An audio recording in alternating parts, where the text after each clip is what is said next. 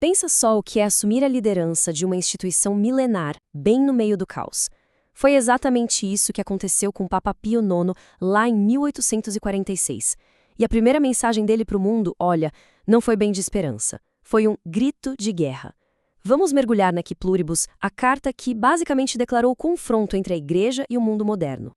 Pois é, essa foi a primeira saudação do novo Papa aos seus bispos. Bem direto, sem rodeios. Ele não estava vendo o papado dele como um tempo de paz, de jeito nenhum. Para ele, era um campo de batalha. E a guerra já tinha começado. E essa é a grande pergunta, né? O que poderia deixar o líder de uma das maiores religiões do mundo tão apavorado? O que o fez sentir que estava cercado? Para a gente descobrir, a gente precisa tentar enxergar a Europa daquela época com os olhos dele. Para entender todo esse alarme do Papa, a gente tem que voltar para o momento da eleição dele. Ele não assumiu em tempos tranquilos, não. Ele foi praticamente jogado no meio de uma tempestade que já estava se formando há tempos. A verdade é que Pio IX nunca quis ser papa. Ele mesmo confessou que sentiu uma grande inquietação ao assumir o cargo num período que ele chamou de muito crítico. Então, a Que Pluribus não foi uma simples carta de apresentação, foi um chamado às armas. Era o jeito dele de preparar seu exército para a batalha que ele tinha certeza absoluta que estava vindo. Tá, mas quem eram esses inimigos? O que eles diziam de tão perigoso assim? Bom, Pio IX não deixou nenhuma dúvida no ar. Ele nomeou a cada um deles e pintou um quadro bem claro do ataque que ele via vindo de todos os lados. E o mais interessante é que Pio IX não enxergava um único vilão, mas uma verdadeira conspiração.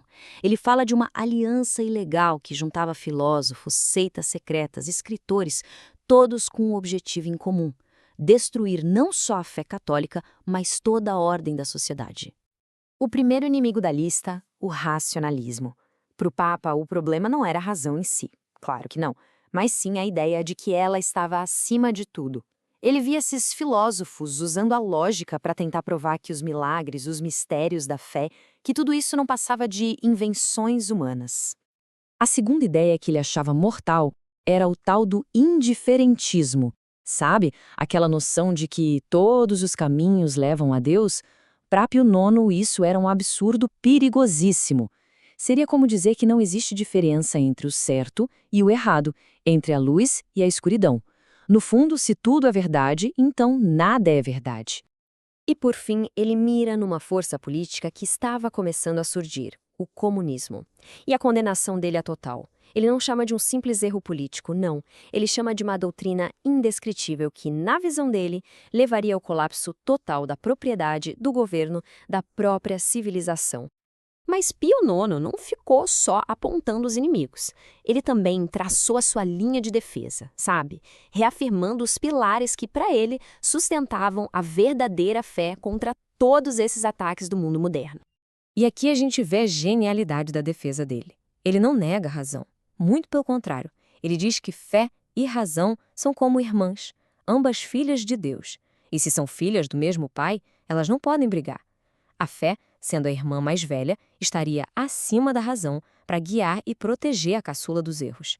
E a razão? Bom, a razão deveria ter a humildade de prestar uma obediência racional à verdade que a fé revela. E esse é o ponto central de todo o argumento. A fé católica não é uma filosofia humana que pode ser melhorada com o tempo. Não. É uma verdade divina entregue por Deus num pacote fechado e imutável. Tentar aperfeiçoar isso era, para ele, não só um erro, mas uma heresia. E quem é que guarda essa verdade imutável? Pio IX desenha uma linha de comando que não se quebra, de Cristo para Pedro e de Pedro para cada papa numa sucessão direta até ele mesmo. Ele chega a dizer que Pedro fala no pontífice romano, o juiz final e infalível da fé. Ou seja, obedecer a Roma não era uma escolha, era um dever. Ok. Com a teologia toda definida, a encíclica fica bem prática. Pio IX dá ordens de marcha muito claras para os seus generais, os bispos, sobre como defender a igreja ali, no campo de batalha do dia a dia. As ordens para os bispos eram um manual completo de contra-insurgência espiritual. Eles tinham que ensinar, unificar, expor os inimigos e proteger o povo de livros perigosos. E olha que curioso, até pregar obediência aos governos seculares, a não ser, é claro, que as leis desses governos desafiassem as leis de Deus.